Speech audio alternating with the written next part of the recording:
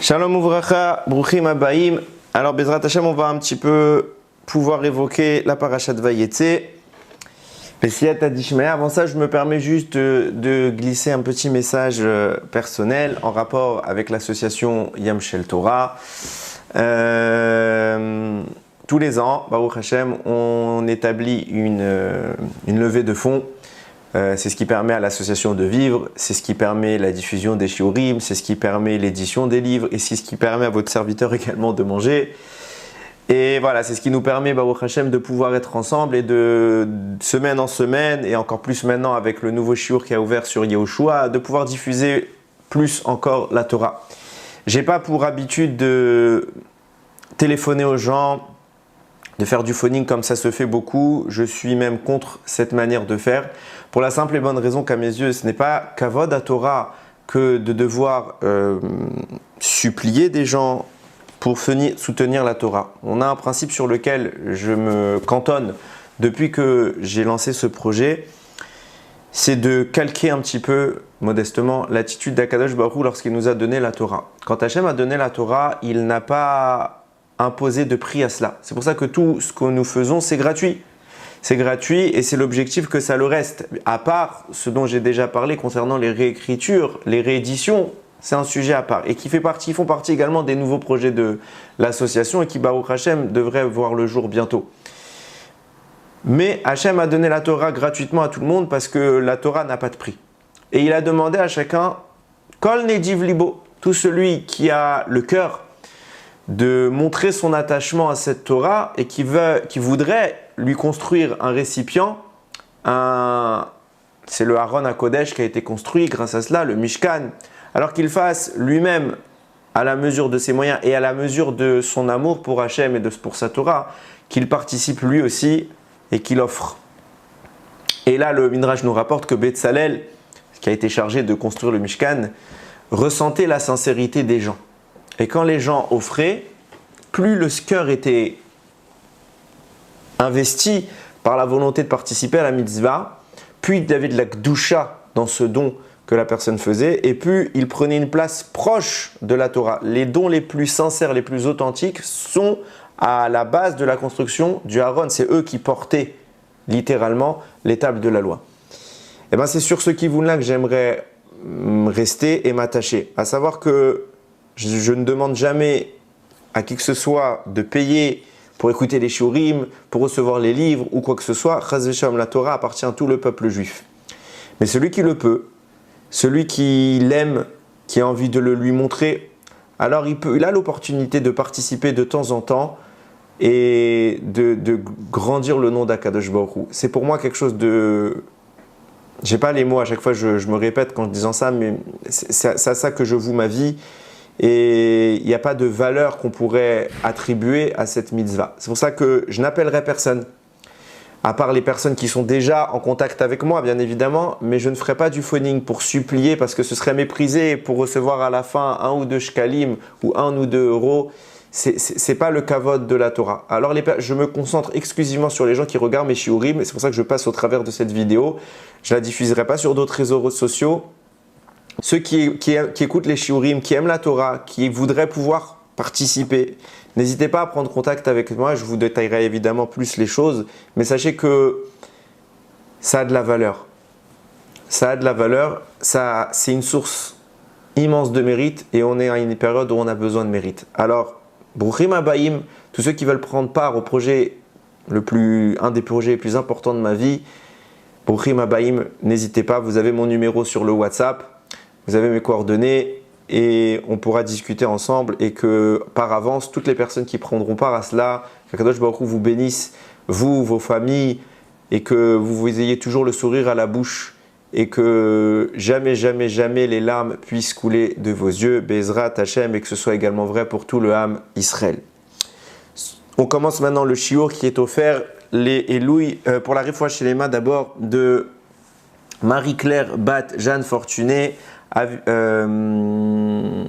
le Rav Eliaou Ben Elian, Zari Bat Fibi, et pour la bonne santé de Chana Bat Aziza, également pour le Zivug Agun Vetor de Jenny Bat Étoile, Michael Ben Chantal, et Yehuda ben Levana, et encore pour les Louis Nishmat, j'ai oublié le dernier nom, les Louis Nishmat David ben Mesaouda, Gabriel ben Esther, Mathilda Noya bat Angel, également Moshe ben Chaim et Acharon Chaviv, mon cher papa, dont c'est la Askara cette semaine, Bezrat Hashem, Tiye Nafsham Tsroura Bitzror Achaim. Ok, alors on va rentrer dans un sujet qui est très intéressant et que un de mes amis, un de mes très très chers amis, très proches, à qui je dois beaucoup, m'avait posé il y a très longtemps, la première fois qu'on s'était rencontrés. Il m'avait posé cette question et j'ai jamais trouvé de réponse probante à lui donner.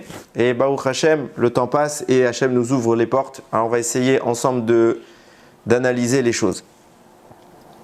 On connaît la haine triste qui anime les frères vis-à-vis de Yosef. Je ne vais pas faire l'affront ici de raconter l'histoire que vous connaissez sans doute déjà.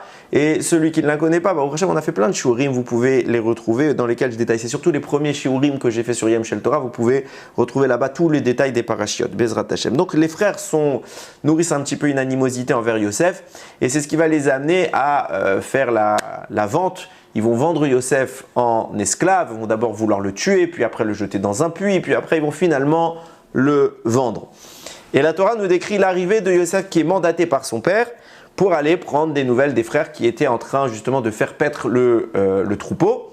Et donc Yosef arrive à ce moment-là, donc il arrive à l'endroit où il est censé trouver ses frères, ils ne sont pas là-bas, donc il est un peu perturbé, il croise là-bas un homme, les morts, et cet homme lui demande qu'est-ce que tu cherches. Les Chachamim nous révéleront que cet ange était un malach, le malach Gavriel. C'était apparu sous forme humaine. Vayomer et achaya nochim evakash, il dit je cherche mes frères. Agid anali et foem roim, il lui dit est-ce que tu pourrais m'indiquer où ils sont allés faire paître. Vayomer aish nasi umize ki shamachi omrim nelecha dotaina vayelech Yosef acharecha vayimtsaem be Dotan. Donc il leur a dit non, ils ont un peu migré, ils ont été vers Dotan, je les ai entendus dire qu'ils iraient là-bas. Donc Yosef les a rejoints là-bas. Vayireu oto merachok, ils l'ont vu de loin. Avant qu'il arrive, déjà ils avaient envie de se débarrasser de lui, de le tuer.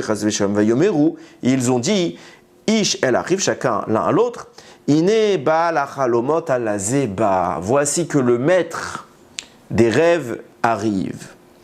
Et là, on a un mot qui n'existe que 2 fois dans toute la Torah, Rabotai. Ce mot halazé baal achalomot, halazé, le maître des rêves. Alazé. Alazé, ici ils vont traduire, alors je vous cache même pas, j'ai regardé dans les traductions pour rigoler un petit peu, ils n'ont même pas traduit le mot. Ici ils n'ont même pas traduit le mot, tellement que a priori le mot halazé ne veut rien dire. Plus que cela, comme je le disais tout à l'heure, il n'apparaît que 2 fois dans toute la Torah. Et les 2 fois, il ne veut rien dire. Il y a une autre fois, on va un peu le traduire, mais on va se rendre compte que ce n'est pas concret, ce n'est pas littéral. Et alors, il faut bien mettre quelque chose. Alors, on va le mettre. La première fois, elle est antérieure à la nôtre. Elle est au moment où, dans Parashat Toldot, dans Parashat Chayesara, le moment où Rivka arrive avec Eliezer et qu'elle va rencontrer son futur époux, Yitzhak. Yitzhak sort là-bas, c'est écrit qu'il était dans le champ. Elle le voit, elle est stupéfaite. C'est même écrit, on le dira tout à l'heure, qu'elle est même tombée par terre tellement qu'il y a de la splendeur qui jaillit de Yitzhak.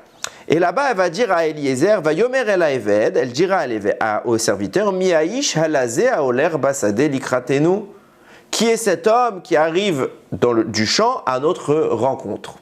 Et là, encore une fois, le mot halazé est évoqué. Et là, on a traduit par un déterminant qui est cet homme. Mais on le sait que en hébreu, dans la Torah, c'est pas le mot qui est employé, on n'emploie jamais halazé pour dire celui-là, on dit azé, miaïsh azé, qui est cet homme. Mais halazé, étrange, il ne sert à rien et ça ne veut rien dire. Comme je vous l'ai dit tout à l'heure, c'est un mot qu'on ne retrouve qu'à 2 reprises dans tout le Chumash. Ça ne veut rien dire. Tellement qu'on ne l'a pas traduit dans le premier passage que j'ai cité concernant Yosef. Alors j'ai trouvé un midrash, Parashat Chayesara justement, qui commence un petit peu à évoquer le sujet. Vous allez voir que c'est très intéressant. Le midrash là-bas, il dit, en fait, il a été utilisé, c'est comme ça qu'il explique le Yédé Moshe sur le midrash. Il explique là-bas que ce mot-là a été utilisé, on appelle dans la Gemara et dans l'étude, dans l'exégèse, ce qu'on appelle une Xéra Shava. C'est quoi une Xéra Shava? C'est un pont entre 2 versets. Ça veut dire qu'on va mettre un mot particulier dans chaque verset qui va nous permettre de comprendre que ces 2 mots-là relient les versets entre eux. On n'a pas le droit d'inventer une Xéra Shava, nous. Ok, il y avait une manière, la Xéra Shava a été transmise oralement depuis Moshe, donc tous les psukim qui ont une connexion entre eux ont été transmises à Moshe, certains ont été oubliés, on ne connaît plus le secret, on ne sait plus les faire aujourd'hui. Donc dans notre cas, nous c'est assez simple parce que c'est un mot qui n'est pas usuel. Alazé n'existe pas, donc les deux seules fois où il y a le mot alazé, la Xéra Shava se fait assez facilement. Et donc vient nous dire le Midrash, pour faire une Xéra Shava, pour t'apprendre que ce qui se passe là-bas, ça se passe ici, ou plutôt ce qui se passe ici se passe là-bas. Ce qui se passe chez Yosef, ça se passe également chez Yitzhak. De même, pour nous dire quoi? Que Yosef, il était particulièrement beau. Il y avait de la splendeur qui jaillissait de Yosef. C'était un des hommes les plus beaux de l'histoire. Et c'est pour ça qu'il a écrit Halazé, pour te dire de même que Yosef était beau. Halazé, elle a été employée chez Yitzhak. Quand elle a vu Rivka, Yitzhak, elle a dit Ribono Shalom, quelle est cette lumière, quelle est cette beauté? Mais Aïch Halazé, de même que Yosef est beau, on apprend de là que de même Yitzhak est beau. Le Midrash continue, Rachamim ajoute, Halazé fait référence à celui qui l'accompagne. Quand Yosef est arrivé devant ses frères, il n'était pas seul. Qui l'accompagnait? Et l'homme dont je vous parle depuis tout à l'heure, qui l'a croisé dans le champ en train de chercher ses frères, cet homme-là, qui est en fait un malach déguisé, c'est l'ange Gabriel. Et en réalité, Yosef ne se rend peut-être pas compte, mais Gabriel, une fois qu'il a fini sa discussion avec Yosef, il est retourné à son statut de malach et a poursuivi Yosef. Il l'a suivi et protégé tout le long pour pas que ça aille trop loin les péripéties. Vous allez voir que sa portée est très très importante. Donc Miaïch Alazé nous dit le Midrash, Yosef, Baal Halomot Alazé, pour dire on ne parle pas spécialement que de Yosef dans ce pasouk, on parle de Halazé, celui qui l'accompagne. Traduit là-bas pour dire l'autre qui l'accompagne. De même, on apprend, nous dit le Midrash, de même que Yosef était accompagné par un malach. C'est pour ça que quand Rivka elle arrive et qu'elle voit Yitzhak, elle dit Miaïch Alazé, qui est cet homme qui accompagne Yosef, parce que lui aussi, il était accompagné de cet ange. Très bien, on a compris, on a un lien, on a une connexion, mais pourquoi c'est le mot Halazé? Que veut dire ce mot? On n'a toujours pas compris quel est son sens. On comprend qu'il y a une connexion qui s'effectue entre les psukim. Qu'on vient ici désigner l'ange qui accompagne Yitzhak d'abord et Yosef ensuite. Qu'on vient nous dire combien les deux personnages sont beaux. Mais on n'a pas encore la profondeur du sujet. Avant d'aller plus loin, il faut mettre en avant un détail qui est pour moi assez surprenant. À savoir que si je devais réfléchir et définir la hiérarchie qui s'impose entre Yitzhak et Yosef, je mettrais Yitzhak au sommet et Yosef en successeur. Pourquoi? Parce que c'est que le petit-fils. Yitzhak, c'est un des trois avot, un des trois patriarches, ce qui n'est pas le cas de Yosef, sans vouloir amoindrir la grandeur de Yosef. Il n'est pas Avraham, Yitzhak et Yaakov. Donc, normalement, la logique voudrait que le comparé et le comparant soient inversés. Ici, qu'est-ce qu'on fait? On est en train de dire, on prend Yosef et on le met comme référentiel. Et de lui, j'extrapole vers Yitzhak. On ne savait pas qu'Yitzhak était beau, c'est pas écrit, c'est écrit chez Yosef. Donc je déduis, puisque le mot alazé est présent chez les deux, que Yosef il est beau et Yitzhak aussi il est beau. On ne savait pas spécifiquement que Yitzhak était accompagné d'un ange, c'est plus marqué ça chez Yosef, donc je le déduis de même que c'est chez Yosef, c'est également chez Yitzhak. Ok, Besséder. Ce qui veut dire que Yitzhak c'est l'élément référentiel, duquel je déduis un élément secondaire et je compare à Yitzhak à Yosef. Yosef, c'est la référence. Je ne sais plus si j'ai dit Yosef au début. Yosef, c'est la référence et Yitzhak est comparé. Je vous donne un exemple pour que vous compreniez bien ce que je veux dire.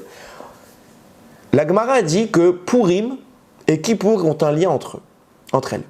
Et on dit que Kippour, ça veut dire comme Keppour, comme pour c'est Purim. Keppurim, il est comme Purim. De là, on apprend que Purim est supérieur dans sa ma'ala, dans sa grandeur, il est supérieur à Kippour. Pourquoi? Parce que c'est Kippour qu'on compare à Purim, c'est pas Purim qu'on compare à Kippour. Et à Mavdil ben Kodesh Lechol. Quand vous avez un enfant qui est brillantissime, il est très intelligent, on lui dit t'es comme Einstein. À Mavdil ben Kodesh Lechol. Quand on dit t'es comme Einstein, c'est qui le vrai génie? C'est Einstein. Lui, on veut lui dire t'es intelligent, donc je le compare à Einstein qui est le vrai génie. Le vrai génie, c'est Einstein et le plus petit, je le compare.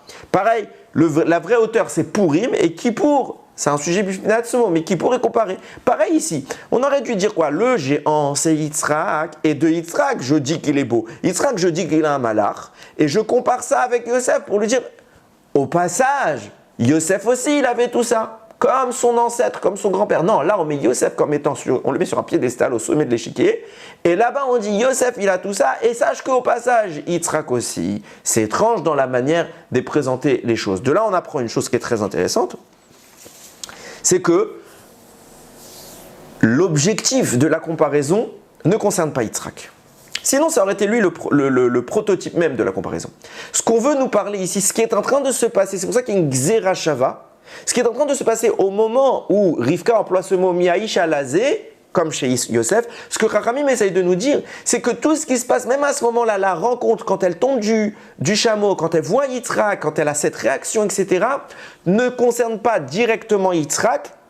Il est secondaire dans cette histoire parce que ce n'est pas lui le sujet ici. Nous apprendre cet événement, il concerne en réalité Yosef. C'est pour ça que tout tourne, tout gravite autour de Yosef et tout découle des informations qu'on a déjà de Yosef. On n'est pas en train de nous parler d'Yitzhak. C'est pour ça qu'il n'est pas au sommet. Là, on a une première information. Le sujet, c'est Yosef. Je l'apprends d'où? De cette hiérarchie qui est établie par le Midrash. Maintenant, le Ben Ishraï commence à nous ouvrir un petit peu la réflexion et il apporte la chose suivante. Je vais d'abord introduire ses propos, sans quoi on ne va pas les comprendre. On connaît la suite de l'histoire de Yosef. Yosef va donc être vendu dans notre paracha par ses frères. Il va se retrouver dans la maison de Potiphar. Potiphar a une femme qui est raide dingue de Yosef. Et elle va le tenter, elle va lui faire énormément d'avance, au point que Yosef va devoir s'enfuir de chez elle, tellement qu'il va devoir résister, il va s'enfuir, il va abandonner son vêtement, etc. Et elle va plaider l'agression. Yosef va alors se retrouver ensuite en prison.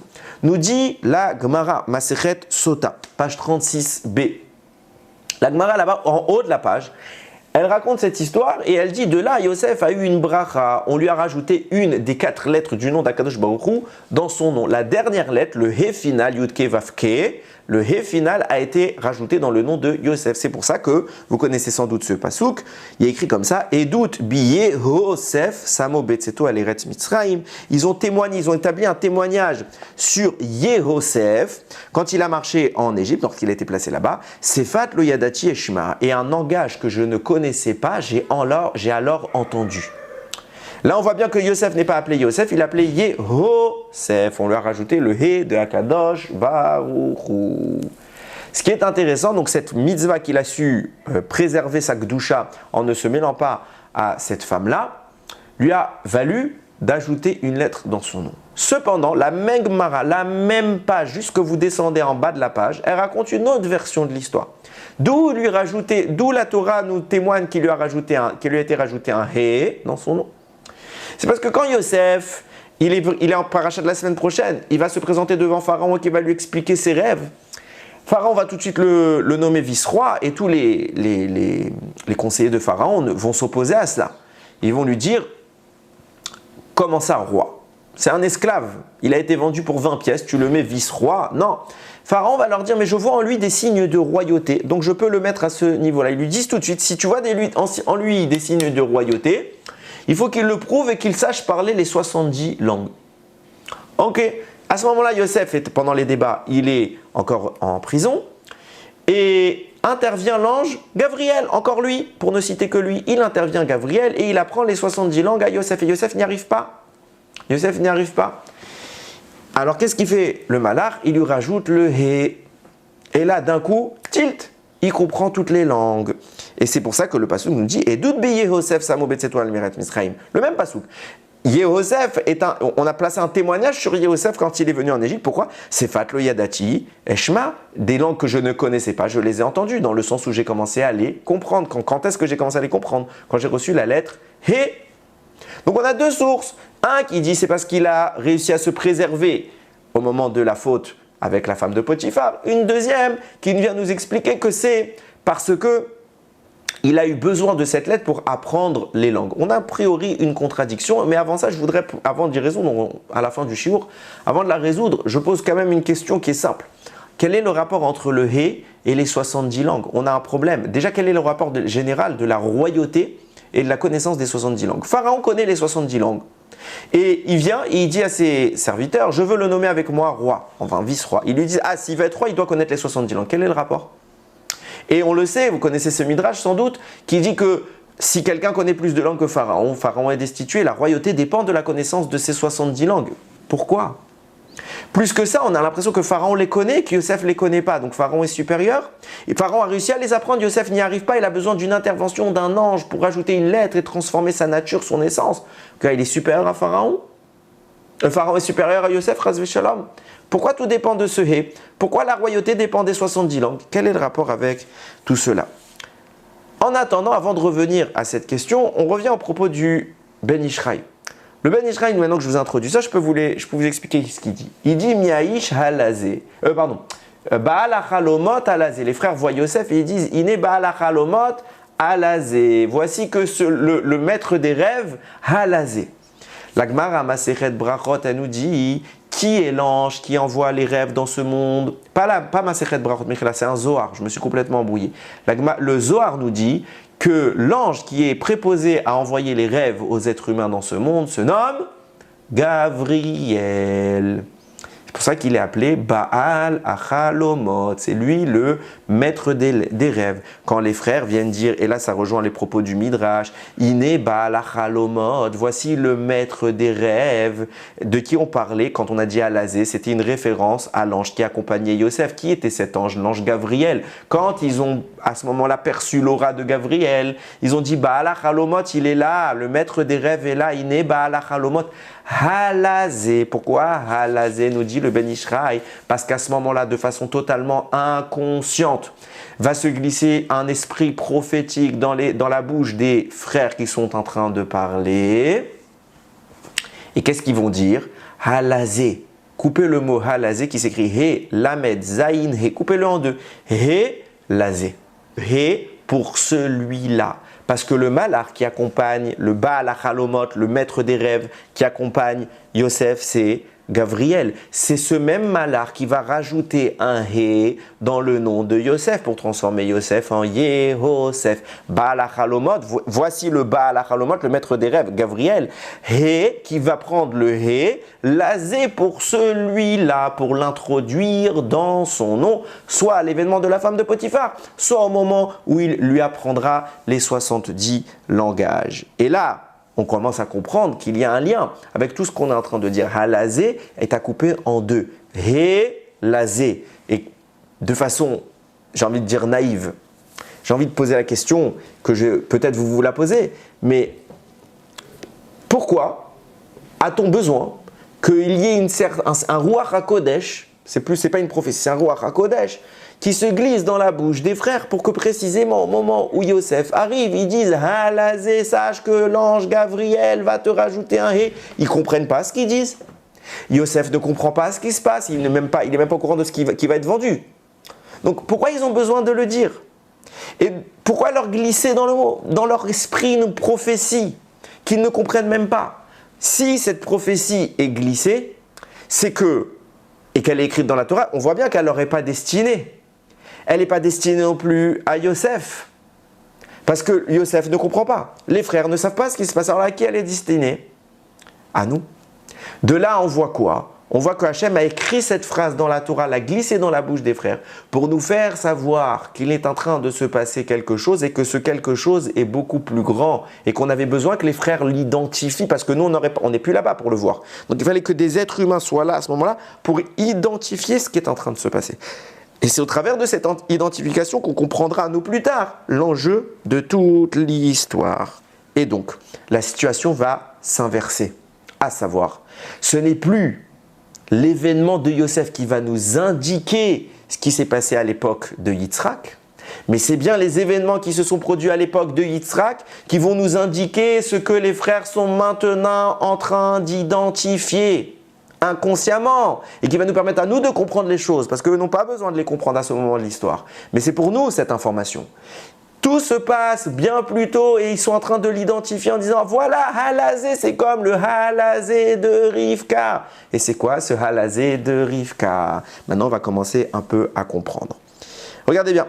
La raison pour laquelle elle dit ça est rapportée dans le Midrash. Elle écrit Vatissa Rivka et Ayenea. Rivka a levé ses yeux quand elle arrivait. Vatere et Yitzhak, elle a vu Yitzhak. Vatipol, mais à la gamal, elle est tout de suite là-bas dans les traductions, ils ont mis, elle s'est jetée en bas du chameau. Ce n'est pas inventé pour le coup. Ils ont suivi l'opinion du Targum et que Rashi aussi de mémoire reprend. Mais ce n'est pas la traduction littérale. Là-bas, ils ont contextualisé. Rashi explique ce qui est en train de se passer. Il dit que là-bas, elle s'est jetée à terre. D'après le Midrash, Yalkut Shimoni, elle est mamash tombée. Elle est mamash tombée, pourquoi? Parce qu'à ce moment-là, elle aussi, elle a eu un roi Rakodesh. Et elle a vu qu'en s'unissant avec le monsieur qui lui donnait face, à savoir Yitzhak, elle allait engendrer un enfant renégat, un rachat qui s'appellera Esav. Et là, elle a été saisie de terreur, d'angoisse. Et nous dit le Midrash, à ce moment-là, elle a eu du sang qui est sorti d'elle et elle a perdu sa virginité en tombant, etc., etc. Elle a perdu ce qu'on appelle les Betoulim. À ce moment-là où elle a perdu les Betoulim, Akadosh Baruch Hu dit à un ange, pas n'importe lequel, Gabriel à nouveau, il appelle le malach Gabriel, il lui dit va vite protéger ces Betoulim là pour la suite de l'histoire. On va l'expliquer sous deux sens cette protection. Il lui précise il faut qu'il n'y ait pas un seul défaut sur ce sang qui a été perdu maintenant par Rivka. Ok, l'histoire continue. Rivka rencontre Yitzhak, on va y arriver. Et elle rencontre Yitzhak, ils s'unissent et à la surprise d'Yitzhak, elle n'est plus vierge. Et tout de suite il lui demande comment c'est possible. On m'a vendu une personne de bonne famille, où est passée la virginité de Rivka? Et elle, tout de suite, elle lui répond, voilà, il s'est passé telle et telle chose, je suis tombé. Et là, Yitzhak ne la croit pas. Il lui dit, non, je n'y crois pas. Je suis sûr qu'Eliezer s'est allongé avec toi et qu'avant le mariage, tu es allé avec un autre homme, avec Eliezer que je suspecte de s'être uni avec toi. Elle lui fait un serment, non, chas v'shalom, et tu sais quoi, si tu veux, je t'amène à l'endroit où se sont passées les choses, et là-bas, tu verras peut-être la trace de sang qui a coulé à ce moment-là. En effet, ils y vont. Qui intervient? Gabriel, il révèle le dam, il révèle le sang, et encore, comme s'il venait tout de suite d'être émis. Et à ce moment-là, Yitzhak comprend son erreur, il lui accorde pleine confiance et il sait que jamais, Rivka ne l'a trompé. Nous dit le Midrash, à ce moment-là, Akadosh Baruch Hu, il a dit dans le ciel au Malachim, qu'est-ce qu'on va faire à ce serviteur qui a été suspecté pour rien, Eliezer Miskin? On l'a traité comme un moins que rien, on l'a suspecté d'avoir trahi son maître, etc., de s'être uni de façon interdite. Comment c'est possible? On ne peut pas le laisser sans récompense. À ce moment-là, Akadosh Baruch Hu, il a appelé les Malachim, il a dit allez l'accueillir, on le fait rentrer vivant au Gan Eden. Et ainsi, Eliezer est monté au Gan Eden. Au moment où Yitzhak sortait du Gan Eden, ça a été conclu par l'entrée suivie de Eliezer dans le Gan Eden. Ok. Pourquoi il faut que ça se passe comme ça? Je m'explique. Finalement, on peut suspecter l'embarras de Rivka. Le soir même où elle se marie avec Yitzhak, il y a quand même une accusation qui est portée. Pourquoi Kadosh Baruch Hu lui fait perdre ses Betoulim comme ça? En plus, on voit bien que c'est pas fortuit. C'est pas quelqu'un qui a peur. Une femme qui a peur, elle n'a pas nécessairement perdu les Betoulim. Elle n'a pas perdu sa virginité parce qu'elle a eu peur. Il y a du sang qui a coulé, etc. La mamache, c'est au sens propre du terme. Elle a perdu les Betoulim. Pourquoi Kadosh Baruch Hu fait les choses comme ça? D'accord, elle a été choquée par l'annonce de la naissance d'Esav, et on sait à quel point Esav est un rachat, et qu'elle était triste, etc., etc. Mais c'est d'air, mais pourquoi? Pourquoi tu la mets dans une situation pareille? Quelle est peur? Pourquoi ça engendre la perte des Betoulim? Simple question, non? Même question qui peut se porter sur Eliezer. Eliezer, il est pour rien, on l'envoie faire une mission, il fait sa mission à fond la caisse, il se bat de toutes ses forces pour arriver comme il faut, selon les ordres d'Abraham, il est content, il arrive, à ce moment-là, qu'est-ce qui se passe? On l'accuse de « Ah, à cause de toi, ma femme, elle m'a trompé, ma future femme. » De quoi on parle? Il a fait quoi de mal pour qu'on lui jette la porte comme ça, on l'accuse? Pourquoi ça fonctionne comme ça? D'ailleurs, c'est intéressant de lire le même Midrash, le même Yalkut Shimoni, vous remontez quelques lignes plus haut. Là-bas, il raconte un autre détail. On va voir que tout tourne autour de la même info. On remonte plus haut et on voit que quand Eliezer est arrivé chez la famille de Rivka, ils ont tenté de tuer Eliezer. On voit le Midrash nous dit, ils ont versé du poison dans son repas. Et il y a un malach qui est venu et qui a échangé les repas. Et c'est le papa de Rivka qui va finalement, Bethuel, qui va littéralement être tué à cet instant. Nous dit le Midrash. Et pourquoi il a été tué? Pourquoi on n'a pas simplement protégé Eliezer, il ne mange pas ou quoi que ce soit? Pourquoi il a été tué, et Bethuel? Nous dit le Midrash parce qu'il faisait une grave avéra. Il faut savoir que là-bas, où il vivait, il était roi. Bethuel était le roi, Meler.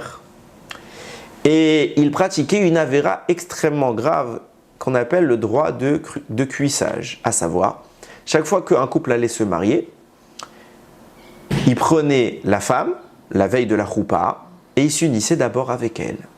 Et il a fait comme ça à toutes les jeunes filles de son royaume à l'époque. Ok. Et alors j'ai vu des explications pourquoi ils ont laissé faire. Bon, passons.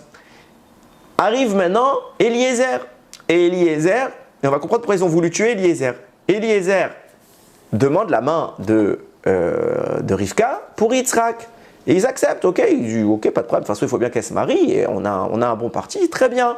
Sauf que là, tout le peuple entend, attends, s'il a fait ça, j'ai lu dans certains Mefarshim, pour que ce soit cohérent ce que je vais dire, certains Mefarshim me disent qu'il se présentait comme étant une idole lui-même, comme un peu Pharaon le faisait, etc., etc. Et pour eux, c'était même un kavod. C'était un kavod que leur femme se marie d'abord, enfin s'unisse d'abord avec lui, parce que c'était un dieu. Donc quelque part, ça rentrait là-bas à toute la gdoucha du futur foyer. Mais si il se prétend être une idole, incarnée en tant qu'humain, alors il doit faire ça pour tout le monde. Et maintenant que sa fille va se marier, il doit faire ça aussi avec sa fille. Et à cause de ça, il a voulu tuer Eliezer. Quand il a compris que tout le peuple a dit « Ok, on accepte, on dit rien quand c'est nous, parce qu'on y croit. Mais si c'est vrai, il faut qu'il aille jusqu'au bout, donc il faut qu'il fasse aussi ça avec sa fille. » Alors lui, il a dit « Non, je ne veux pas faire ça avec ma fille. Je vais me débarrasser d'Eliezer. Comme ça, j'aurais pas besoin de faire ça à ma fille. » Et qu'est-ce qui se passe? C'est finalement lui qui est mort. Nous dit le Midrash pourquoi il a fait ça, parce qu'en réalité, ils ont vu qu'Eliezer, il n'est pas mort. Et qu'en réalité, que si maintenant Eliezer n'était pas mort et on avait juste fait survivre Eliezer sans tuer Bethuel, Bethuel aurait été contraint de s'unir avec sa fille. Et pour préserver sa fille, pour préserver Rivka, alors Bethuel est mort. Et elle n'a pas perdu sa virginité avec son père, Hachem Ishmor. C'est pour ça que Ramim nous dit ce qui s'appelle Bethuel, Milachon Betula, la virginité, les Bethulim, dont je vous parle depuis tout à l'heure, parce ils volaient les Bethulim, la virginité de toutes les femmes. Donc on voit quoi? C'est intriguant, parce que finalement, qu'est-ce qui se passe? On voit qu'Akadosh Baruch Hu fait tout pour préserver les Bethulim de Rivka. On voit que déjà toute l'histoire tourne autour de ça. Parce que on va accuser Eliezer de s'être uni avec Rivka, on va pas trouver les Bethulim quand elle va se marier avec Yitzhak, etc., etc. Et tout au démarre de quoi? Du fait est que son papa prenait les Bethulim des jeunes filles. Et au final, Hachem la protège, il fait même un miracle, il envoie un ange qui intervertit les plats, tout va bien, on voit bien combien Kadosh Baruch Hu il est makpid que Rivka arrive auprès de Yitzhak encore jeune fille. Pour qu'au final, 2 minutes avant qu'il rencontre sa femme, elle est traumatisée et elle perd les Bethulim. Tout ça pour rien. Tout ça pour rien. Mais c'est quoi cette histoire? Et on voit vraiment, tout est axé là-dessus. Tout est axé là-dessus. Il faut que ça se passe comme ça. Elle est protégée de Bethuel, voleur de Bethulim. Elle-même, elle les préserve. Elle s'est unie avec personne. Et à la dernière minute, elle les perd. Elle est accusée de cela. Il y a un malheur qui vient protéger ses Bethulim au final pour montrer à Yitzhak. C'est invraisemblable. Qu'est-ce qu'il y a autour de cette histoire? Et pourquoi c'est lié avec Esav? Quand elle a entendu qu'Esav serait son fils, elle a perdu les Bethulim. Quel rapport? Nous disent Rachamim, écoutez bien, que quand Esav, il va naître, on connaît l'histoire au moment où j'en ai parlé, quand Yitzhak va mourir, ça va être le deuil. Abraham va mourir, ça va être le deuil pour Yitzhak, et va venir Esav, il va réclamer le plat le plat de lentilles que Yaakov était en train de cuisiner. Là-bas, il y a écrit Alarité Nina min ha'adam azé. Verse-moi de ce plat rouge. Et c'est écrit 2 fois ha'adam, et les 2 fois il manque un vav. Il manque la lettre vav. Nous disent Rachamim pourquoi 2 fois le rouge est manquant. Le mot adam veut dire rouge, et 2 fois il est manquant pour te dire que 2 fois, 2 sujets vont échapper dans la Torah à Esav. Yitzhak va transmettre la Torah à ses 2 enfants, il va tout enseigner également à Esav, sauf 2 sujets qui les 2 sont liés avec le mot dam, le mot sang qui lui-même est rouge. Adam, le lot rouge, va être manquant à 2 reprises chez Esav. Les 2 secrets qui vont échapper à Esav, c'est quoi? Dam nida, le sang des menstruations, les halachot qui le concernent, et dam betulim, le sang de la virginité, qu'une femme émet lors de sa première union. Plus que ça, nous dit le Da'at Zekin Mibal et Atosfot, à cause de ça, il va être rouge et save. Il va être rouge et Yitzhak, quand il va voir son fils naître, il va suspecter chez lui une maladie. Et à cause de cette maladie du sang, il va pas vouloir lui faire la Brit Mila, parce que s'il a une maladie du sang, ça peut être très dangereux. Alors il ne va pas pratiquer la Brit Mila, et Esav est mort sans avoir eu la Brit Mila, ce qui vous explique pourquoi les descendants d'Esav sont ceux qui ne font pas la Brit Mila. On a Yitzhak qui faisait, ses descendants font la Brit Mila, Ishmael ses descendants font la Brit Mila, Esav ses descendants ne font pas la Brit Mila, parce que leur papa ne faisait pas lui-même la Brit Mila. Esav, à ce moment-là, il n'a pas le droit d'avoir la Brit Mila. Pourquoi? Parce qu'il est né rouge. Et je se pose quand même une question, miskin.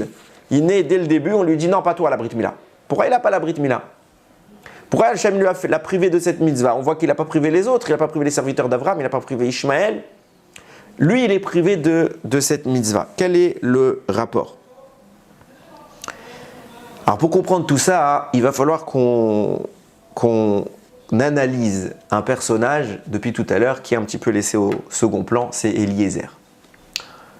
Et quand on va comprendre ce qui se passe avec Eliezer, vous allez voir que toutes les informations que je viens un petit peu de dispatcher vont prendre une structure extraordinaire. Eliezer, comme je l'ai dit tout à l'heure, est mandaté pour aller chercher Rivka. C'est impressionnant de voir que c'est lui qui est choisi. Alors de prime abord, tout le monde se dit « bah non, pourquoi c'est un tzaddik, etc. » Première chose, il apparaît comme un ovni dans l'histoire. C'est-à-dire que jusqu'à maintenant, on en parle très peu. Il est cité une fois son nom, quand Abraham il parle avec Hachem. Et on fait des allusions à lui. Par sa présence, il y a écrit le serviteur, mais il n'y a pas écrit Eliezer. Il est très discret. Et là, d'un coup, il apparaît comme ça. Et on nous fait toute une paracha quasiment sur lui. Et on nous raconte son récit, son périple, et combien c'est un tzaddik, combien il a été minutieux dans l'accomplissement de la volonté de son maître, etc. etc. Kol hakavod. Il apparaît comme ça, comme un ovni. Pourquoi je vous dis, pourquoi c'est pas évident que ce soit lui qui aurait dû être choisi? Parce que il y a toutes les raisons de ne pas le choisir. C'est vrai que vous connaissez les descriptions positives et élogieuses de Eliezer. Seulement, il y a des critères qui font qu'on ne pense peut-être pas aussi clairement. Pourquoi? Première chose, nous dit Rashi, Eliezer voulait marier sa fille avec Yitzhak. Et Abraham a refusé parce que Eliezer est un esclave, il est descendant de Kenan où était maudit, donc il a refusé. Donc, quand on sait que le monsieur qu'on va mandater pour faire un shidduch à notre fille, il a en projet personnel de marier sa propre fille. On se dit quoi? Il veut absolument que sa fille se marie avec mon fils. Je ne vais pas le choisir lui. Pourquoi? Parce qu'il va tout faire capoter, il va tout faire pour foirer les rencontres. Comme ça, il va dire, bon, bah, il n'y a personne. Bon, bah, maintenant, tu peux te rabattre sur ce que j'ai à proposer. Donc, naturellement, la confiance, elle est basse. Le type, il veut sa fille. Donc, il risquerait d'entraver le projet. En plus, Abraham n'y va pas. Donc, il ne sait pas ce qui se passe. Peut-être qu'Eliezer, il va venir, il va partir revenir, il va dire, ah, j'ai tout fait pour, mais vous voyez... Pourquoi tu choisis celui qui est le plus dangereux? Choisis un autre. Premier point. Deuxième point, on voit qu'ils n'ont pas vraiment confiance en lui. Et je le prouve par 2 points. Petit 1, tout de suite la suspicion quand Rivka a perdu les Betoulim, c'est Eliezer. Pourquoi? Peut-être que c'est une fille de mauvaise réputation et qu'elle a fait des bêtises. Pourquoi? Tout de suite, c'est Eliezer. Alors, il y a le Pirkei des Rabbi Eliezer, il dit pourquoi c'est Eliezer qui a été suspecté tout de suite. Alors, lui, il apporte une autre version, c'est pas exactement le même que notre Yalkut Shimoni que j'ai cité, mais c'est pas grave, le principe reste le même. Il dit quoi là-bas? Il dit que c'est Abraham, il est venu voir Yitzhak, il lui dit, je t'explique. Lui, je le suspecte de transgresser toutes les lois de la débauche de la Torah. Donc, vérifie bien que Rivka elle est encore avec les Betoulim, parce que sur la route, avec un monsieur comme lui, je comprends pas. Tu n'as pas confiance en lui, et c'est lui que t'envoies. Tu sais qu'ils vont se retrouver seuls sur la route. Pourquoi tu l'envoies lui? Tu n'as pas confiance en lui. Ne l'envoie pas. Je le suspecte de toute la vérote de la Torah. Invraisemblable. Pourquoi tu l'envoies?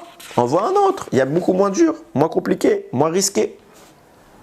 Et d'ailleurs, pourquoi la Torah fait autant d'éloges? Les commentaires, les Chachamim font autant d'éloges sur Eliezer, là où Abraham, lui, il semble vraiment aller à contresens. Alors on va essayer de comprendre Bezrat Hashem. Pour comprendre ça, et la clé de toute l'histoire, elle est là, elle est dans le Sod, dans le secret des Gilgulim, des réincarnations. Nous dit le Yalkut Reuveni, Eliezer est le Gilgul d'un monsieur dont la Torah parle avec grande estime, avec grand éloge. Il s'appelle Chanor. Chanor est un monsieur qui précède le déluge. Il est entre Noach et Adam Arishon. Et nous dit la Torah que Chanor était tellement un tzaddik qu'il est monté vivant, Bashamaim.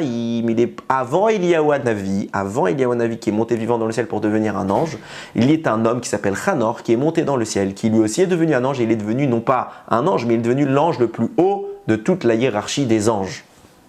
C'est pour vous dire qu'il était Chanor. Cependant, le Yalkut Reuveni précise, il va se réincarner chez Eliezer. Pourquoi il se réincarne chez Eliezer? Le type, il est parfait, c'est un malach, il a fait mieux que tout le monde, il est monté vivant dans le ciel, c'est devenu un malach. Quelle faute il a? Nous dit le Yalkut Reuveni, il n'a pas une faute, il a un manque. Une mitzvah qui n'existait pas à l'époque. Laquelle? La mitzvah de la Brit Mila, qu'il n'a pas pu accomplir parce qu'elle n'a été donnée qu'à l'époque de Abraham. Alors peut-être qu'il l'a accomplie, peut-être qu'il l'a accomplie, mais à titre facultatif. Il fallait absolument qu'il revienne dans ce monde pour l'accomplir à titre obligatoire, en tant que mitzvah, ordre divin.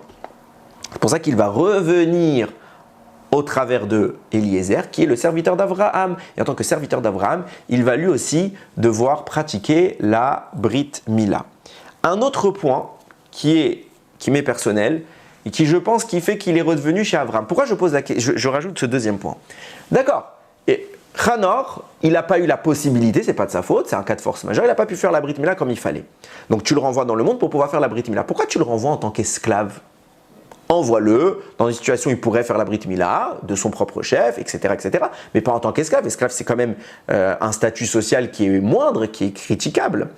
S'il apparaît en tant qu'esclave, c'est une punition d'être esclave, c'est une malédiction d'être esclave. Donc ça veut dire qu'il est puni de quelque chose, c'est qu'il lui manque quelque chose. Pourquoi en tant qu'esclave, tu aurais pu lui envoyer juste la Brit Mila? Puisque la Brit Mila, en plus, c'est pas de sa faute, on ne peut pas le reprocher. Qu'est-ce qui manquait à Chanor? Alors modestement, je pense que c'est ça. C'est que Chanor, là-bas, il est décrit comme un personnage isolé. Il est monté vivant dans le ciel dans une génération où toute la population faute. Et ça a été reproché à Noach. Noach, t'as pas réussi à faire ce qu'Abraham a réussi à faire, quoi? À transmettre la connaissance d'Akadosh Baruch Hu, ramener les gens vers la Torah, faire connaître le divin. Ça, Chanor l'a pas fait. Il a étudié dans son monastère, tout seul. Et il s'est pas préoccupé des autres. Alors Hachem, il a dit, bon, t'as plus rien à faire dans ce monde, tu montes. Mais ça, cette volonté de faire connaître Akadosh Baruch Hu, tu ne l'as pas eu. Donc quelque part, il se voit, entre guillemets, puni, et il est devenu l'esclave à cause de ce manque qu'il a lui est imputé. On ne peut pas dire que ce n'est pas de sa faute. Il pouvait le faire, il ne l'a pas fait. Et il va aller chez Abraham pour apprendre d'Abraham comment savoir transmettre la connaissance d'Akadosh Baruch Hu. C'est pour ça qu'il est apparu en tant qu'esclave. Retenez bien ces deux informations. Maintenant, la notion de la Brit Mila, qu'est-ce qu'elle vient nous témoigner? La Brit Mila vient en contradiction de la débauche. À savoir qu'à la base, quand Hachem a créé l'homme, Adam n'avait pas de Brit Mila. Il n'avait pas besoin de couper ce bout de chair. Pourquoi? Parce qu'il était Kadosh, Tahor. Et quand est-ce que ce bout de chair est apparu pour qu'on le lui retire? C'est quand les forces du mal se sont greffées à lui parce qu'il s'est uni. Il a fait une sorte de débauche avec sa propre femme, parce qu'il s'est uni avec elle à un moment où il ne devait pas s'unir. Ce n'était pas encore le moment où il fallait qu'il s'unisse avec Chava, et il s'est uni trop tôt. Donc à cause de ça, va lui être imputée la faute de la débauche. Cette débauche-là va faire apparaître chez lui un défaut dans son membre, c'est la Brit Mila que nous retirons. Donc en fait, la Brit Mila vient témoigner d'une volonté de s'opposer, de s'éloigner de toutes les forces de la débauche. Puisque Chanor n'a pas pu faire cette mitzvah, il n'a pas pu témoigner de cette mitzvah, alors il va devoir revenir pour pratiquer cette mitzvah. Et sur deux dimensions, un sur le plan physique, réellement faire la mitzvah de la Brit Mila, et donc retirer cette chair impure. Et deuxièmement, il va devoir la faire sur le plan idéologique, témoigner que sa volonté c'est de repousser la débauche quand il fait cela, pour bien montrer qu'il adhère pleinement à la mitzvah de la Brit Mila. C'est pour ça qu'on comprend comment les choses vont se mettre en place. Il va revenir sur terre en tant qu'esclave, et naturellement, sur quoi il va être suspecté?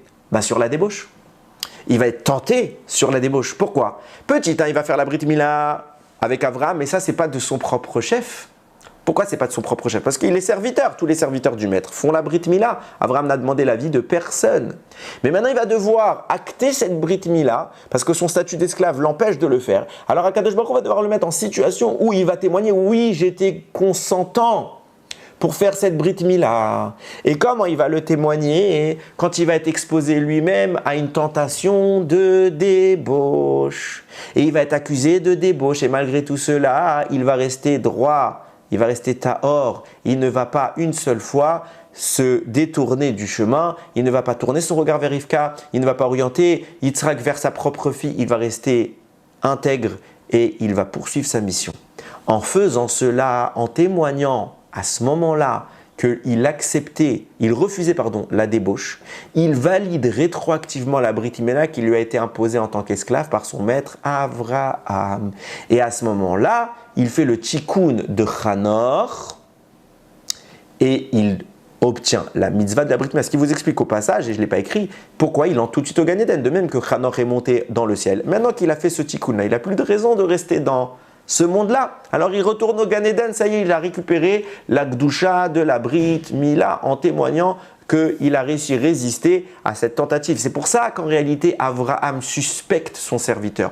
Ce n'est pas qu'il n'a pas confiance, au contraire, c'est qu'il a confiance en lui. C'est lui qui le choisit. Et précisément parce que c'est chez lui que doit vivre. C'est lui qui doit vivre cette tentation. Et puisqu'il doit vivre cette tentation de débauche, Abraham, quand il arrive, il dit « Je l'ai envoyé pour qu'il puisse faire son tikkun de sa vie précédente, quand il était Chanor, qu'il n'a pas pu faire la Brit Mila. Je veux qu'il témoigne, qu'il accepte la Brit Mila de tout son amour pour Akadosh Baruch Hu. Et c'est pour ça qu'il doit vivre une expérience de tentation. Sachant cela, je suis obligé de l'envoyer lui et de toute façon, j'ai confiance en lui. Cependant, puisqu'il a vécu une grande épreuve pour que ce soit vraiment plausible et parlant, il faut que l'épreuve soit importante. Donc il va vivre une grande épreuve de tentation.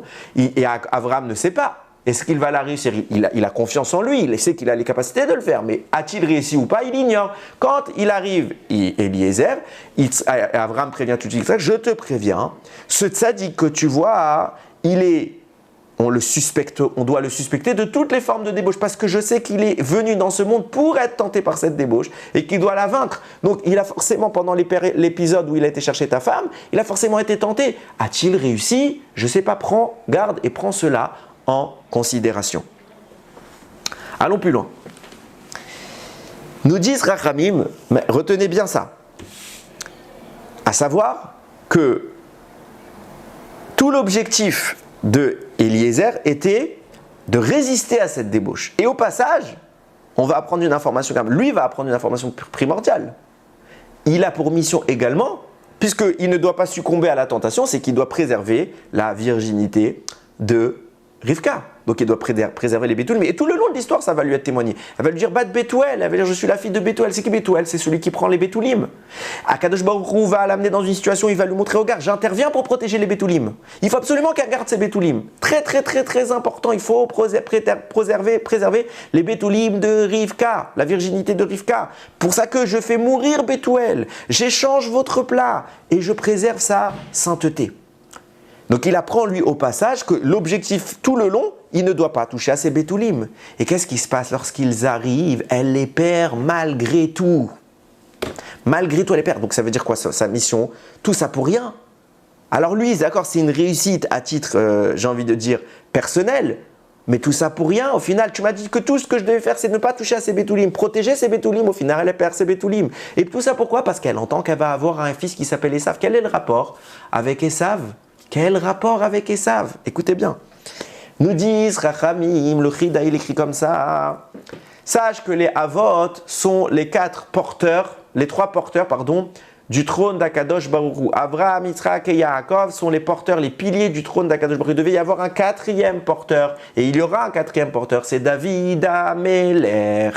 Chacun des quatre porteurs, et ça arrivera à la fin des temps pour David Améler, est porteur également d'une des lettres du nom d'Akadosh Baruch Hu. Yud, Ke, Vav, et la dernière pour David Améler, c'est le He. Il va incarner le He d'Akadosh Baruch Hu. Alors vous allez me dire, où est-ce que le He est insinué dans David Améler? Sachez que dans son nom, il y a un He. Je ne peux pas vous expliquer. Enfin, c'est simple. Vous prenez, en réalité, c'est le mot David, je vous fais vite. David, c'est David, Dalet, Vav, Dalet.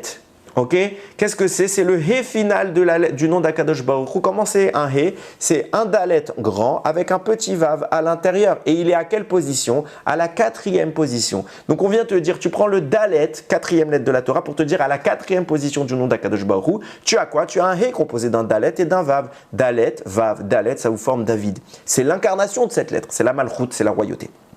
Ok, David aurait dû être le 4e porteur du trône d'Akadosh Baruch Hu. Et il aurait dû naître, nous dit le Chida, il aurait dû naître le jumeau de Yaakov. Ça n'aurait pas dû être Esav, le jumeau de Yaakov, ça aurait dû être David Améler, mais est venu le Satan, il a intervenu dans le ciel, il a porté son accusation, il a dit non, il ne faut pas qu'il naisse en même temps, et il a pu glisser en lieu et place de David, il a pu glisser Esav à Racha. Et qu'est-ce que ça signifie? Ça signifie que Esav se positionne maintenant en tant que 4e roue du carrosse, en tant que porteur du nom d'Akadosh Baruch Hu, en tant que propriétaire du He final. Du He final, lui sera la conclusion, la royauté. C'est pour ça qu'il est né en lieu et place de David, c'est ça son objectif. Maintenant, prenez un dernier détail en compte et vous allez avoir toutes les informations. À savoir, nous disent, j'avais fait un shiur entier sur ça, c'était il y a un petit moment maintenant, pour nous expliquer qu'il faut savoir que les Betoulim, la virginité d'une femme, est à la femme ce que la Brit Mila est à l'homme. Ah oui, pourquoi il s'agit de déchirer une chair pour la femme? Pour le même principe. Même principe. J'avais fait ce shiur il y a très longtemps et je l'ai retrouvé après dans des textes qui disaient Midjouk la même chose, Chasdei Hashem. J'ai eu la chance de tomber dessus. Donc l'idée c'est la même. Les Betoulim viennent incarner la Brit Mila chez la femme, qui a une période plus tardive de son existence. Certes, c'est pendant le mariage. Maintenant, je commence à comprendre tout ce qui est en train de se passer. Rivka apprend que va naître Esav. Quel est l'objectif d'Esav? Voler la place de David. Quelle est la place de David? Le He final. Le He final du nom d'Akadosh Baruch Hu. Ce He là, c'est la lettre de la Brit Mila. Ça s'appelle Hot Aberit. La lettre, un signe d'alliance, mais Hot peut se traduire lettre. Quelle est la lettre qui vient incarner la Brit Mila? Le He. Vient Esav à Racha, il se met en position de David Améler pour dérober ce He-là. À ce moment-là, Rivka, il fallait protéger cet équivalent féminin du He de la Brit Mila, c'est les Betoulim. Jusqu'à maintenant, il y a Eliezer, le serviteur d'Abraham, les protège de toutes ses forces, de Bethuel. Lui-même, il ne succombe pas et lui, il obtient le mérite de la Brit Mila. Mais au moment où lui, il a le mérite de la Brit Mila, Rivka apprend. Elle a une prophétie que va venir celui qui va tenter de dérober le mérite de la Brit Mila de David Améler. C'est qui ce personnage? C'est ça, elle pleure, elle est saisie d'angoisse et de terreur. Elle prie à Kadosh Baruch Hu, je t'en supplie, enlève de ce rachat la possibilité de nous voler la force de la Brit Mila. C'est pour ça que chez elle, tout de suite, quand elle prie pour ce retrait de la Brit Mila, elle-même perd l'équivalence de cette Brit Mila au féminin et elle perd les Betoulim. Qui obtient à ce moment-là la Brit Mila? Qui perd la Brit Mila? Esav. Qui perd les Betoulim? Rivka. Qui obtient la Brit Mila, la valeur de la Brit Mila? Eliezer. Pourquoi Eliezer il obtient tout cela? Maintenant, on commence à tout comprendre. Vous allez voir comment les choses s'emboîtent parfaitement. C'est écrit comme ça. On l'a dit tout à l'heure que quand est venu Yosef, ils ont dit Miaïch halazé. Quand est venu Yosef devant ses frères, ils ont dit Iné Baal hachalomot halazé. Voici le maître des rêves halazé. Et on avait expliqué qu'il faisait référence à qui? À Gabriel, qui va rajouter un He lazé, He à Yosef. Vous allez comprendre plus tard pourquoi. Et on avait extrapolé cette histoire pour dire que la même chose s'était produite à l'époque de Rivka quand elle a dit Miaïch halazé, voici qui est cet homme qui intervient. Qu'est-ce qui se passe là-bas?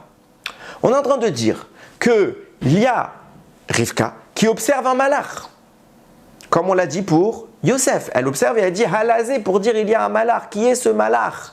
C'est qui ce malach? Eh bien c'est très simple. Au moment même où elle apprend que Esav va naître, et donc elle veut le priver du He de la Brit Mila. Le Hé qui vient lutter contre la débauche. Le Hé qu'a justement obtenu Eliezer. Le Hé qu'il a obtenu par mérite de s'être privé de la débauche. Le Hé qu'elle a elle-même perdu en perdant les Betoulim. Qui va préserver ce Hé-là? Nous a dit le Yalkut Reuveni tout à l'heure. Akadosh Baruch, quand elle a perdu les Betoulim, qu'est-ce qu'il a dit? Il a regardé le malheur Gavriel, il lui dit descends tout de suite sur terre et récupère ces Betoulim. Qui intervient tout de suite quand Rivka arrive et qu'elle a appris qu'elle allait voir Esav? Elle voit apparaître Gavriel. Et elle dit Miaïch halazé. Voici qui est cet homme qui intervient. Le mot ish est également employé chez les malachim, je ne me trompe pas, je vous rassure. Qui est cet homme qui apparaît devant moi? Il vient pour récupérer quoi? Le hé de mes bétoulim que je suis en train de retirer à Esav. C'est pour ça qu'Esav ne fera pas la Brit Mila. Je vous ai posé la question tout à l'heure, comment ça se fait qu'Esav n'a pas la Brit Mila? Parce qu'elle a prié pour ça. Vient un ange et récupère et a dit maintenant qu'un ange est venu les récupérer, lui aussi il est halazé. Pour celui-là, c'est qui? Lazé. C'est pour Eliezer. Pourquoi? Parce que depuis le début, la mission d'Eliezer, c'est quoi? De protéger les Betoulim de Rivka. Maintenant qu'elle a perdu les Betoulim, vient un malach les protéger. Qui doit continuer le travail en concert avec ce malach? C'est Eliezer. Eliezer a récupéré le hé, il a le mérite de l'avoir, et tout de suite il dit Miaïch halazé, vient le malach Gabriel, il récupère ce sang. Petit 1 pour prouver à Yitzhak, et petit 2 il doit le préserver dans sa gdoucha, il doit préserver le mérite de la Brit Mila. Le mérite des Betoulim de Rivka, parce que ces mérites ne doivent pas tomber entre les mains de Esav, ils doivent être plus tard retransmis à la descendance de Yaakov, les Bnei Israël, exclusivement et pas Esav. Donc c'est pour ça que le malach intervient et a dit, nous dit, c'est intéressant, je suis tombé dessus, le Damasek Eliezer, il dit, quand à ce moment-là, elle a dit Miaïch halazé, qui est ce malach qui est venu récupérer le hé? Elle a dit Lazé, il est pour lui le hé, donne-le à Eliezer. Ça veut dire quoi, donne-le à Eliezer? Elle a annoncé à Eliezer une prophétie. Quelle est cette prophétie? Elle a dit maintenant que tu as eu le mérite de ne pas succomber à la tentation, que tu n'as pas fait d'Averot, tu auras le mérite de revenir une nouvelle fois sur terre, tu vas être le Gilgoul, tu vas te réincarner en un autre personnage. Qui est ce personnage? Yosef, qui est le Gilgoul de Eliezer. Bien maintenant, notre histoire concernant Yosef. Quand ils sont venus, les frères, ils ont dit Iné Bala Chalomot. Voici qu'il est venu l'ange. L'ange qu'on a comparé avec Rivka, il est revenu Halazé. Le hé, il est venu avec le hé dans les mains. Lazé, pour celui-là. Pour qui celui-là? Yosef. Parce que Yosef, lui aussi, maintenant qu'il est devenu la réincarnation de Hanor, la réincarnation de Eliezer, il va devoir vivre lui-même la concrétisation de leur vie. Ça veut dire quoi? Il va vivre exactement le même processus, à savoir, Eliezer était esclave, c'est pour ça que Yosef va devenir esclave. Eliezer va être tenté de s'unir avec une femme, la femme de son maître. C'est pour ça que Yosef va être tenté de s'unir avec la femme de son maître. Et précisément quand Eliezer, l'esclave, va refuser de s'unir avec la femme de son maître, il obtient le hé. Précisément, quand Yosef, esclave, va refuser de s'unir avec la femme de son maître, il obtient le hé, il devient Yehosef. Viennent les frères, ils te disent que Inéba la Chalomot, voici le malach Gavriel, ha hé, il a le hé, lazé pour le rajouter dans le nom de Yosef, parce que tout ce qui est en train de se passer maintenant, qui va être vendu en esclave, c'est pour suivre cet objectif. C'est quoi? Il va être vendu en esclave. Et eux ne le savent pas, c'est pour que nous on apprenne un yesod important. L'objectif de toute cette histoire qui part depuis Rivka, qui se poursuit jusqu'à Yosef, jusqu'à sa descente en exil, c'est quoi? Récupérer le hé la dernière lettre du nom d'Akadosh Baruch Hu. Et il le glisse dans la bouche des frères de façon totalement subtile et inconsciente, parce que ce n'est pas destiné à eux cette information, c'est destiné à la postérité, à nous, que nous sachions cela. Et regardez comment les choses maintenant vont se conclure de façon merveilleuse. Je vous disais tout à l'heure qu'il y a ambiguïté dans le texte de la Gemara, dans la Gemara Sota, à savoir quand est-ce qu'il a obtenu ce hé. Est-ce qu'il a obtenu le hé en résistant à la femme de Potiphar, ou est-ce qu'il a obtenu le hé en maîtrisant les 70 langages? Et on avait posé beaucoup de questions à propos des 70 langages. Quel était le rapport entre ce hé et les 70 langages? Pourquoi tout cela gravite autour de cette lettre? Réponse, nous dit le Maharsha sur cette Gemara là-bas, ils ne sont pas en contradiction les deux avis, c'est la même chose. Le hé qu'il a obtenu au moment du refus de s'unir avec la femme de Potiphar va simplement se révéler au moment où il va devoir apprendre les langages. Et quel est le rapport avec les langages? Écoutez bien. Quand Quand Paro va dire, et c'est le critère d'élection du roi, il faut qu'il maîtrise les 70 langages. Je vois en lui la royauté. Je vous ai dit, quelle lettre récupère Yosef quand il va depuis Eliezer, depuis Hanor, mais quand il va refuser la femme de Potiphar, quelle lettre récupère? Le Hé. Qui devait avoir ce Hé? David Améler. Pourquoi David Améler? Parce que le Hé du nom d'Akadosh Baruch Hu, le dernier, vient incarner la Malchut, la royauté. Donc vient le roi Paro, il dit, ah, oui, je sens qu'il a la royauté en lui. Et quel est le rapport entre la royauté et les 70 langues? Ils lui disent tout de suite, les serviteurs, ah, il a la royauté, il faut qu'il parle les 70 langues. Quel rapport? Quel rapport? Écoutez bien. D'où vient la royauté dans le monde? La royauté, c'est simplement quelque chose qui découle de la royauté d'Akadosh Baruch Hu. Le Hé du nom d'Akadosh Baruch Hu, c'est la royauté divine. Cette royauté, on l'appelle la Shekhinah, qui est en exil. Elle est en exil parce que les fautes ont impacté négativement cette source spirituelle, qui fait que dorénavant, elle est tombée dans les forces du mal. Et notre travail à nous, c'est de récupérer ces étincelles qui sont, comme je l'explique à chaque fois, prisonnières. Donc elle est en exil. Puisque maintenant elle est ensevelie dans des sources du mal, elle nourrit ces sources du mal. Donc il y a des royautés qui germent. Des royautés qui germent, qui ne sont pas la royauté d'Akadosh Baruch Hu. C'est là qu'apparaissent les royaumes des peuples. Et c'est là qu'apparaissent les nations. Et c'est là qu'apparaissent les langages des nations qui viennent en réalité voiler le Lashon HaKodesh qui est incarné par cette lettre. Ils viennent le voiler et le détourner de sa source. Et il vient se créer sur cela un langage qui n'est pas le Lashon HaKodesh, qui n'est pas pur, qui n'est pas saint. C'est le langage des autres nations. Comme un personnage qui veut se revendiquer du haut trône, il doit être roi. Alors lui, il doit exprimer la royauté prisonnière dans cette nation. C'est pour ça qu'il est roi et qu'il doit maîtriser le secret des langages, à savoir comment assurer l'extraction de la lumière présente à l'intérieur des forces du mal, pour en profiter et nourrir les forces du mal.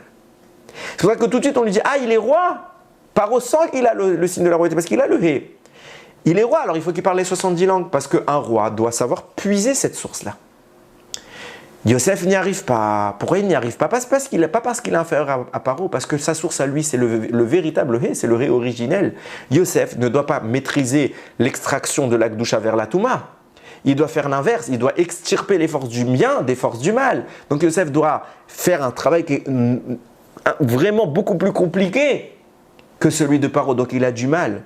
Vient à Kadosh Baruch Hu, il envoie le Malach Gabriel, il lui donne le Hé, et là tout de suite il a cette force parce qu'il obtient ce Hé qui lui valide l'extraction et le secret qui lui permettra d'extirper ses forces. Et maintenant, on comprend les choses plus en détail. Regardez comment c'était écrit. Nos Chachamim nous disent, première chose, que Yosef, c'est la faiblesse de Esav. Le point faible de Esav s'appelle Yosef. On voit ça quand Yaakov, Parashat Vayetse, il repart de chez Lavan. Quand est-ce qu'il est reparti? Précisément, nous dit le texte, quand il a eu Yosef. Rachid dit, pourquoi il a attendu d'avoir Yosef? Parce que Yosef, c'est l'ennemi de Esav. Dont on apprend ça, du Passouk dans Ovadia, que là-bas c'est écrit, Vaya bet Yaakov Esh, la maison de Yaakov ce sera le feu, ou bet Yosef Leava, la maison de Yosef ce sera la flamme, ou bet Esav les cache, et Esav ce sera la paille, Ve dalekuba em vachaloum, elle va être brûlée par cette flamme qui représente Yosef. Velo yesarit lebet Esav, il n'y aura pas un seul rescapé chez Esav, qui Hachem d'Iber, ainsi Hachem a parlé. C'est intéressant de voir comment Akadosh Baruch Hu a choisi de parler de la maison d'Esav. Il a dit les caches de la paille. Le mot paille, c'est cache. On aurait dû dire juste Ubet Esav, cache. La maison de Esav, ce sera cache de la paille. Pourquoi il y a écrit les caches? Parce que les caches, Gematria, 430, pour faire référence aux 430 années que la Torah recense, que les Bnei Israël ont passé en Égypte. Ces 430 années sont le moment où les Bnei Israël vont extirper les forces du bien, prisonnières des forces du mal. Et c'était chez qui? Chez Esav. Qui va brûler Esav? Nous dit la maison de Yosef qui est la flamme. Pourquoi Yosef il a cette force de brûler Esav là où Reuven, Shimon, Lévi, Yehuda ils n'ont pas? Parce que précisément qui va récupérer la force que Esav convoite? Esav voulait naître à la place de David. Il voulait être la Malchut. Il voulait obtenir le mérite de la Brit Mila. Précisément ce mérite là qui lui échappe parce que Akadosh Baruch Hu va l'empêcher de faire la Brit Mila. Grâce à qui? Grâce à Rivka qui a prié pour qu'il n'ait pas la Brit Mila et qui à cause de ça va perdre ses Betoulim. Elle va perdre ses Betoulim et grâce à cela, Esav en est privé. Qui récupère tout cela? Eliezer, qui se réincarne en Yosef, qui lui récupère le mérite de la Brit Mila, la force que convoite Esav, elle est chez Yosef. Donc Yosef, c'est l'arme qui vient détruire Esav. Et comment? Il vient récupérer les forces de la Gdusha, les caches valeur 430 pour t'expliquer que Yosef va être chargé d'aller en Égypte pour initier les 430 années d'exil et pour y récupérer les forces de la Gdusha. C'est quoi ces forces de la Gdusha? C'est les 70 langages. C'est pour ça qu'Hachem il a dit qu'Hachem diber, parce qu'Hachem parle. Et ça va disparaître parce qu'Hachem parle. Jusqu'à maintenant, Esav ne disparaissait pas parce qu'Hachem ne parlait pas. Ça veut dire quoi? Parce que le Lashon HaKodesh était en exil. Maintenant, le Lashon HaKodesh va être libéré. Hachem parle. Esav va être brûlé par l'entremise de Yosef qui lui récupère la Brit Mila. Mais j'ai pas fini. Écoutez bien. Écoutez bien. À ce moment-là, on comprend que Yosef va entamer ce processus. Il va se rendre devant Pharaon. Il va obtenir ce hé-là. Ce hé-là traduit tout le cheminement dont je viens de voir. À chaque fois, il est encadré par le malach Mirel. C'est pour ça qu'il doit apprendre les langues et c'est pour ça qu'il va se confronter à Pharaon en tant qu'esclave. Et devenir ensuite quoi? Roi. Quand il obtient le hé, il devient le roi. Tout s'explique. Tout s'explique. Yosef a été en prison justement pour cela. Et regardez. À ce moment-là, quand Yosef obtient à nouveau le mérite de la Brit Mila, il l'affirme, il en est le détenteur. Qu'est-ce qui se passe? Faites un compte qui est très simple. Yosef, c'est Eliezer. Eliezer, c'est Hanor. Donc, à la base, c'était pourquoi tout cela? À la base, c'était pourquoi? C'était pour que Hanor fasse son tikkun. Quel était le tikkun de Hanor? Rappelez-moi. Hanor devait récupérer le hé de la Brit Mila et il devait diffuser la Torah. C'est pour cela qu'il va se réincarner chez Eliezer, qui va apprendre chez Abraham à étudier et à diffuser la Torah. Et par la suite, Yosef doit partir en exil. Pourquoi il doit partir en exil? Parce qu'à qui il va diffuser la Torah? Chez son père. Son père, tout le monde connaît la Torah. Il doit se retrouver dans un milieu où les gens ne connaissent pas la Torah. Et quand les gens ne connaissent pas la Torah, il peut commencer à faire ce travail de tikkun, de Hanor et transmettre cette Torah. Et quand il transmet cette Torah, c'est quoi? C'est la parole, le Lashon HaKodesh qu'il libère en obtenant le hé. Donc Hanor, qui n'a pas pu obtenir ce hé, subitement, grâce à Eliezer puis Yosef, il obtient ce hé. Prenez le mot Hanor. Chet, Nun, Vav, Kaf. Il obtient un hé que vous mettez à la fin du mot. Ça nous fait Chanukah. À ce moment-là, Yosef débloque le miracle de Hanouka. C'est quoi le miracle de Hanouka? C'est le moment où la parole, la lumière d'Akadosh Baruch Hu commence à jaillir à l'extérieur, chose que Hanor n'a pas pu faire. C'est pour ça qu'Eliezer a été l'apprendre chez Abraham et que Yosef va aller en exil pour aller diffuser la parole d'Akadosh Baruch Hu, qui elle-même est en exil chez les faux rois pour faire apparaître la véritable royauté. Comment il fait ça? En ramenant le hé qui crée le mot Hanouka. Vous commencez à comprendre pourquoi il y a 3 décrets qui ont été promulgués à Hanouka. Interdiction de faire la Brit Mila, comme par hasard. Les Grecs ne voulaient pas qu'on fasse la Brit Mila. Pourquoi? Parce que la Brit Mila, c'est la royauté dont je vous parle. C'est ce hé. Interdiction de faire quoi? Birkat Alevana, la bracha sur la lune, de sanctifier le nouveau mois. Pourquoi? Je ne vais pas rentrer dans les détails kabbalistiques, mais le Birkat Alevana vient représenter la Malchut, la royauté d'Akadosh Baruch Hu. Interdiction de faire le Shabbat. Pourquoi le Shabbat? Parce que la Malchut, dans les Sphirot, on ne compte pas les 3 premières parce qu'elles sont à part. C'est la 7e. Et Shabbat, c'est le 7e jour de la semaine. Le Shabbat vient incarner la Malchut. Les 3 dimensions de la Malchut viennent, les descendants des Sables, ils viennent les réclamer au Bnei Israël. On veut nous être les dépositaires de cette Malchut. On ne vous laissera pas avoir cette royauté. Et c'est pour ça que viennent ensuite les événements que nous raconte Rachamim. Comment Yosef a débloqué tout? Comment Eliezer a débloqué tout? En préservant les Bétoulim, en s'éloignant de la débauche, en ne s'unissant pas avec la femme de Potiphar. Qu'est-ce que était le secret de toute la clé du système? C'est Rivka qui devait préserver ses Bétoulim. Qu'elle devait préserver sa virginité parce que c'est la fille de Bétouel qui volait la virginité de toutes les femmes le jour de leur mariage. Nous disent Rachamim, à l'époque des Hashmonaïm, quand sont venus les Grecs, qu'est-ce qu'ils ont imposé comme horreur? Ils ont imposé le droit de cuissage. Chaque femme qui devait se marier, elle devait d'abord passer par le gouverneur des Grecs. Par le gouverneur des Grecs. C'est pour ça qu'ils ont à nouveau imposé ce décret. Et comment tout va changer? Jusqu'à maintenant, on était assujettis aux Grecs et subitement tout va changer. Hanouka apparaît par le même mérite qui a créé le mot Hanouka. Quand Yosef a refoulé tout cela, Yosef a dit « Je ne veux pas Quand Rivka a dit je ne veux pas, quand Akadosh Baruch Hu a dit vous ne devez pas vouloir, quand Eliezer a protégé les Betoulim de Rivka, alors le He a été débloqué, alors Hanor est pu devenir Hanouka. Qu'est-ce qui se passe à l'époque des Hashmonaïm? La sœur des Hashmonaïm, des Maccabim, pardon, elle s'appelle Hana. Hana, le jour de son mariage, c'est la fille du Kohen Gadol. Vous imaginez, c'est la fille du Kohen Gadol, elle va se marier, elle arrive le jour de son mariage. Qu'est-ce qui va se passer ce soir? Eh bien, elle va être violée, la fille. Par qui? Par les Grecs. Qu'est-ce qu'a fait Hana? Elle arrive le jour de la Choupa, vous imaginez, les Kohanim. Donc il y avait tous les grands rabbanim de la génération. Tout le monde était là-bas. Qu'est-ce qu'a fait Hana devant tout le monde? Elle se déshabille. Le jour de sa Choupa en public. Ses frères hurlent au scandale. T'as pas honte, Hachem Ishmor, comment tu peux nous faire ça? Comment tu peux faire ça à Kadosh Baruch Hu? Et elle leur dit, ah bon? Vous vous plaignez que je fasse ça? Vous me reprenez chez de ne pas avoir honte. Vous êtes gênés que vous, les tzadikim, qui ne poserez même pas votre œil une seconde sur moi, je me mette à nu devant vous. Mais le rachat qui ce soir va venir et me violer et qui va non pas que poser ses yeux sur moi, ça ne vous dérange pas?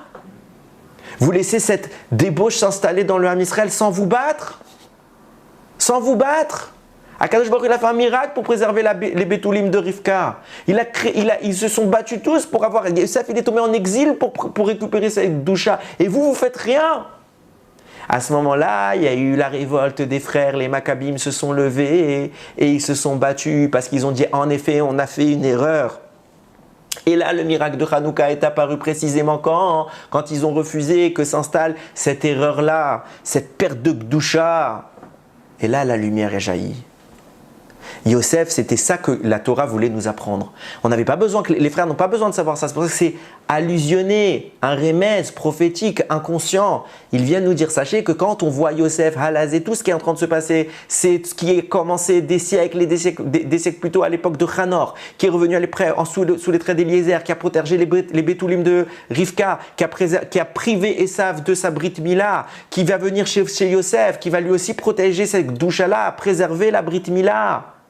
Et à ce moment-là, Ene Hanouka, la lumière a pu jaillir.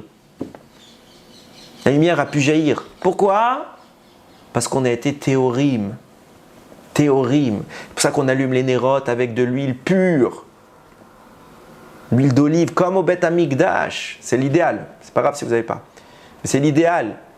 Tout dans la Gdusha. Yosef récupère ça et Al-Pisod, d'après la Kabbalah, Yosef c'est un petit peu le catalyseur qui va permettre de faire germer la royauté de David. C'est pour ça qu'il y a Mashiach ben Yosef qui est à l'avance et après il y a Mashiach ben David. Il récupère ce hé, il le garde au chaud et maintenant il va pouvoir le rendre à David Améler qui va enfin Bimera Biamenu nous permettre non pas de rallumer les nérotes Hanouka mais d'allumer définitivement la source de ces nérotes, la menorah qu'il y avait au Beth Amikdash. On va pouvoir Bimera Biamenu la rallumer. Le secret il est où? Où est l'information que Khamim ont voulu nous déceler? Faites attention à la Gdusha. La Gdusha du Ham Israël n'a pas son équivalent dans le monde. On est un peuple pur, on n'est pas un peuple de débauchés, on n'est pas un peuple qui vivons dans la pritsout. On s'éloigne de tout ça, on fait des efforts dans la tzniut, hommes comme femmes, parce que les hommes aujourd'hui ils sont pas mieux. Ok, hommes comme femmes, on préserve notre regard, notre Gdusha. Et c'est ça qu'on doit regarder dans les nérotes de Hanouka, voir la Gdusha. On n'arrive pas à la voir, pourquoi? Parce qu'on a les yeux qui sont envahis de saleté, d'impureté. Enlevons cette impureté, battons-nous contre ce Yetzera qui étaient les Grecs qui ont voulu nous la restituer et nous voler à nouveau la Brit Mila. Nous gardons la Brit Mila, nous gardons les Betoulim, nous gardons la Gdusha, nous gardons le He final et nous ferons Bezrat Hashem émerger la royauté qu'il incarne très très vite. Bimera Biamenu, Baruch Adonai Leolam, Amen ve Amen. Shavua Tov le Kulam.